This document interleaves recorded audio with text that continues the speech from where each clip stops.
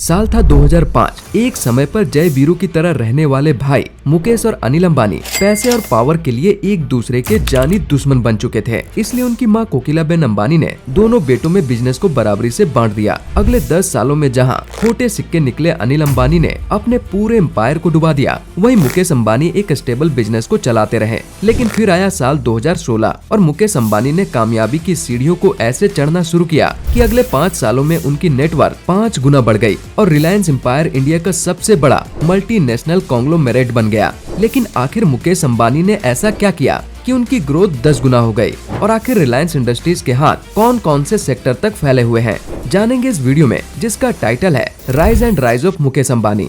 दोस्तों, इस सीरीज के पिछले पार्ट में हमने देखा कि 2005 में कोकिलाबेन अंबानी ने रिलायंस एम्पायर को अपने दोनों बेटों में बराबरी से बांट दिया था। इस बंटवारे में मुकेश अंबानी को रिलायंस इंडस्ट्रीज, IPCL इंफ्रास्ट्रक्चर और रिलायंस पेट्रोलियम जैसे फ्लैगशिप बिजनेस मिले थे, जबकि अनिल अंबानी को Reliance capital, Reliance infrastructure, Reliance power, Reliance broadcast network और रिलायंस कम्युनिकेशन जैसे सभी न्यू एज कंपनीज मिली थी। लेकिन असल में रिलायंस कम्युनिकेशंस को मुकेश अंबानी ने ही स्क्रैच से बनाया था, क्योंकि वो जानते थे कि पेट्रोलियम बिजनेस धीरे धीरे कम होगा और हमें डिजिटल सर्विसेज की ओर जाना ही पड़ेगा। लेकिन उस वक्त तो दोनों भाइयों में 10 साल की नॉन कम्पीट एग्रीमेंट साइन हुई थी। ऐसे में मुकेश अंबानी अगले 10 सालों तक शांति से अपना पेट्रोलियम बिजनेस करते रहे। और अगर आप दोनों भाइयों का नेटवर्थ ग्राफ देखोगे तो 2005 से 2017 तक मुकेश अंबानी की नेटवर्थ समवेयर स्टेबल रही, यानी वो एक पैसा भी एक्स्ट्रा नहीं कमा रहे थे। लेकिन फिर 2017 के बाद कुछ ऐसा हुआ कि उनका बिजनेस स्काई रॉकेट बन गया और आज मुकेश अंबानी की नेटवर्थ 110 बिलियन डॉलर्स के पार पहुंच चुकी है,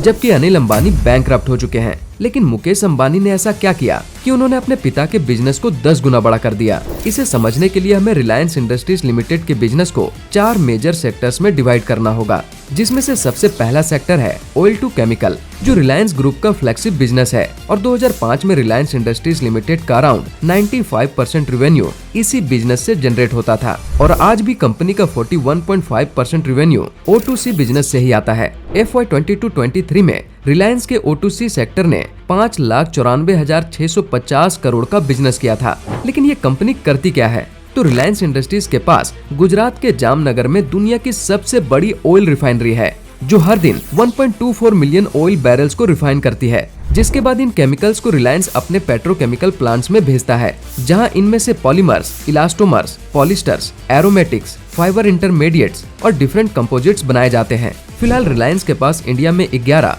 और मलेशिया में 3 पेट्रोकेमिकल प्लांट्स हैं। रिलायंस इंडस्ट्रीज लिमिटेड के बिजनेस में दूसरा सबसे बड़ा कंट्रीब्यूशन है रिलायंस रिटेल सेक्टर का। साल 2006 में जब मुकेश अंबानी अपने बिजनेस को एक्सपेंड करने के आइडियाज पर काम कर रहे थे, तब उन्होंने देखा कि हम B2B सेक्टर में तो काफी अच्छा परफॉर्म कर रहे हैं, लेकिन B2C सेक्टर में हमारी पकड़ काफी कमजोर है और इंडिया का रिटेल बिजनेस काफी ज्यादा अनऑर्गेनाइज है, जिसे ऑर्गेनाइज करके हम अच्छा बिजनेस बना सकते हैं। इसी सोच के साथ उन्होंने रिलायंस रिटेल की नींव रखी। आज इंडिया में रिलायंस रिटेल के 18,836 स्टोर्स हैं, 2,45,000 एम्प्लॉयज हैं और 25 करोड़ रेगुलर कस्टमर्स का बेस है। अब शुरुआत में रिलायंस ने अपने रिटेल स्टोर्स खोलना शुरू किए, जैसे कि ग्रोसरीज के लिए रिलायंस फ्रेश, बेकरी और डेयरी प्रोडक्ट्स के लिए रिलायंस स्मार्ट, इलेक्ट्रॉनिक्स के लिए Reliance digital, fibre, SIM card, phones और एक्सेसरीज जैसी कनेक्टिविटी सर्विसेज के लिए जियो स्टोर्स, ज्वेलरी के लिए रिलायंस ज्वेल्स, अपीयरेंस के लिए रिलायंस ट्रेंड्स, फुटवेयर के लिए रिलायंस फुटप्रिंट, फास्ट फैशन के लिए अजियो, हर कैटेगरी में B2B एंड B2C के लिए जियो मार्ट, प्रीमियम फैशन के लिए अजोटे और ब्यूटी एंड कॉस्मेटिक्स के लिए टीरा वगैरह। लेकिन इससे भी मोटा भाई का मन नहीं भरा, तो उन्होंने दूसरी कंपनीज को एक्वायर करना शुरू किया और इस लिस्ट में Hamleys, Shri Kanan departmental stores, Netmeds, Urban Ladder, Adverb, Zivame, Clovia, Just Dial, Milk Basket, Metro Cash and Carry India और V-मार्ट जैसे दर्जनों एक्विजिशन शामिल हैं। इस तरह पिछले 18 सालों में रिलायंस रिटेल ने खुद को पूरे भारत में मकड़ी की जाल की तरह फैला दिया है और आप किसी भी एरिया में रहते हो, आपके घर के 4-5 किलोमीटर के डिस्टेंस में आपको एक न एक रिलायंस स्टोर जरूर मिल जाएगा, या फिर आपके मोबाइल में रिलायंस का ई-कॉमर्स स्टोर्स की कोई न कोई एप्लीकेशन जरूर होगी। इसी कम प्रॉफिट और ज्यादा रीच वाले रिटेल नेटवर्क से फाइनेंशियल ईयर 2023 में रिलायंस इंडस्ट्रीज ने 2,60,000 करोड़ से भी ज्यादा बिजनेस किया था, जिसने कंपनी के प्रॉफिट में 12% कंट्रीब्यूशन दिया था। अब तीसरा सबसे इंटरेस्टिंग सेक्टर है डिजिटल सर्विसेज, जिसने मोटा भाई के एम्पायर को आसमान की ऊंचाइयों पर पहुंचा दिया है। अब वैसे तो मुकेश और अनिल अंबानी ने नॉन कम्पीट एग्रीमेंट साइन की थी, लेकिन उसमें ऐसा कहीं नहीं लिखा था कि आप फ्यूचर प्लानिंग नहीं कर सकते। इसलिए 2007 में मोटा भाई ने इन्फोटेल ब्रॉडबैंड सर्विसेज लिमिटेड नाम की कंपनी शुरू की और अगले 10 सालों तक उस कंपनी में सिर्फ और सिर्फ कैश बर्न किया। सुनने में थोड़ा अजीब लग सकता है, लेकिन रिलायंस जियो, जिसने 2016 में लॉन्च होते ही धमाल मचा दिया था, उसे रेडी करने में मुकेश अंबानी ने 10 साल बगैर किसी प्रॉफिट में सिर्फ मेहनत की थी। तो बात कुछ ऐसी थी कि रिलायंस कम्युनिकेशन मुकेश अंबानी का बेबी था, लेकिन अनिल अंबानी उसे डुबाए जा रहे थे। जो देख 2010 में मुकेश अंबानी की IBSL ने 22 सर्किल्स के 4G ब्रॉडबैंड स्पेक्ट्रम के ऑक्शन में बोली लगाई और जीत गए, लेकिन अब भी वो इसका इस्तेमाल नहीं कर सकते थे। इसलिए उन्होंने फ्यूचर लॉन्च के लिए प्रिपरेशन शुरू कर दी। साथ ही जून 2010 में IBSL को रिलायंस इंडस्ट्रीज की सब्सिडरी कंपनी बना दिया और 6 साल बाद 5 सितंबर 2016 के दिन रिलायंस जियो ने पूरे भारत में फ्री 4G सर्विसेज लॉन्च कर दी।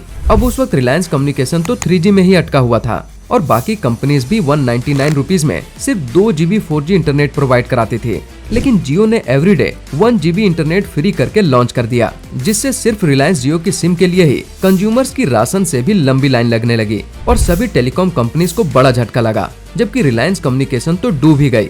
अब सब्सक्राइबर बेस मिलने के बाद मोटा भाई ने एज ऑलवेज अफोर्डेबल प्राइस पर बेस्ट सर्विसेज देना शुरू किया।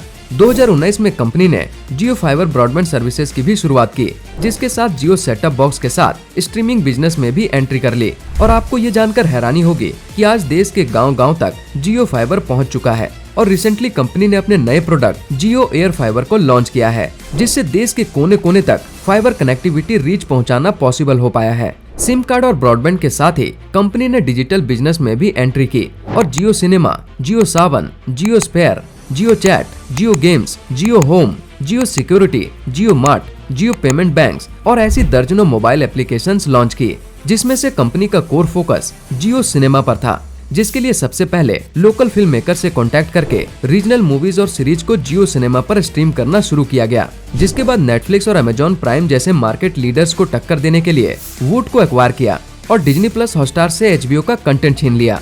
यहाँ एक इंटरेस्टिंग स्टोरी ये है कि 2023 में जियो सिनेमा ने IPL के डिजिटल राइट्स खरीद लिए, जो पहले डिज्नी प्लस हॉटस्टार के पास थे, और ऑडियंस के लिए IPL स्ट्रीमिंग फ्री कर दी, जो देखकर कई बिजनेस एक्सपर्ट्स ने कहा कि यहाँ मुकेश अंबानी को लॉस होगा। लेकिन यू नो व्हाट, जहाँ 2022 में हॉटस्टार सब्सक्रिप्शन प्लस एड्स के मॉडल पर IPL स्ट्रीम करता था और उसने टोटल 2300 करोड़ का बिजनेस किया था, वहीं 2023 में जियो ने IPL स्ट्रीमिंग फ्री करके अपनी ऑडियंस बढ़ा ली, जिससे उन्होंने एडवर्टाइजर्स को ज्यादा चार्ज करना शुरू किया और उसी साल कंपनी ने हॉटस्टार से भी ज्यादा यानी 3239 करोड़ का रेवेन्यू जनरेट कर लिया। और जहां 2022 में IPL की फर्स्ट मैच में हॉटस्टार की स्ट्रीमिंग 8 करोड़ थी, वहां 2024 में हमने जियो सिनेमा पर 17 करोड़ से भी ज्यादा लाइव व्यूअर्स देखे हैं। इसी से आप अंदाजा लगा सकते हैं कि इस बार का रेवेन्यू कितना ज्यादा होगा। इसके अलावा प्लेटफॉर्म के लॉयल व्यूअर्स बढ़े हैं, जो प्रीमियम कंटेंट के लिए सब्सक्रिप्शन भी ले रहे हैं, वो तो है ही। अब ओवरऑल रिलायंस के इमर्जिंग डिजिटल सर्विसेज के सेक्टर की बात करें तो फाइनेंशियल ईयर 2023 में कंपनी ने इस सेक्टर से 1,19,791 करोड़ का बिजनेस किया था, जिसमें से उन्हें 49.3% का super high EBITDA profit generate हुआ था, यानी 1 लाख करोड़ के बिजनेस से 50,000 करोड़ का प्रॉफिट, जिसने कंपनी के टोटल प्रॉफिट में 33.6% कंट्रीब्यूशन किया था। यानी 2016 में शुरू हुआ ये बिजनेस सिर्फ 8 सालों में रिलायंस ग्रुप का दूसरा सबसे बड़ा बिजनेस बन चुका है, which is quite amazing, right? Well, Mukesh Ambani के एम्पायर का फोर्थ पिलर है oil and gas business. Year 2002 में रिलायंस ने कृष्णा गोदावरी बेसिन के पास गैस रिजर्व्स को डिस्कवर किया था। वहां पूरा सेटअप इंस्टॉल करने में कंपनी को 6 साल लगे और 2009 में कंपनी ने कृष्णा गोदावरी बेसिन से ऑयल एंड गैस निकालना शुरू किया। तब से लेकर आज तक रिलायंस इंडस्ट्रीज वहां से 2.8 trillion cubic feet natural gas और 33 मिलियन बैरल्स क्रूड ऑयल निकाल चुकी है। इसके अलावा मध्य प्रदेश के सुहागपुर में रिलायंस के पास मीथेन गैस प्रोडक्शन के 2 यूनिट्स भी हैं। इस तरह oil and natural gas business से रिलायंस ने फाइनेंशियल ईयर 23 में 16,508 करोड़ का रेवेन्यू जनरेट किया था। अब वैसे तो ये बिजनेस बाकी सेक्टर्स के मुकाबले काफी छोटा है, लेकिन मुकेश भाई इसे सबसे ज्यादा पसंद करते हैं, क्योंकि ये बिजनेस हर सेक्टर से ज्यादा यानी करीब 80% प्रॉफिट जनरेट करता है। जी हाँ, पिछले साल ही कंपनी ने इस बिजनेस से 82.3% यानी 13,589 करोड़ का एबिटा प्रॉफिट किया था, जो कंपनी के टोटल प्रॉफिट का 9.1% है।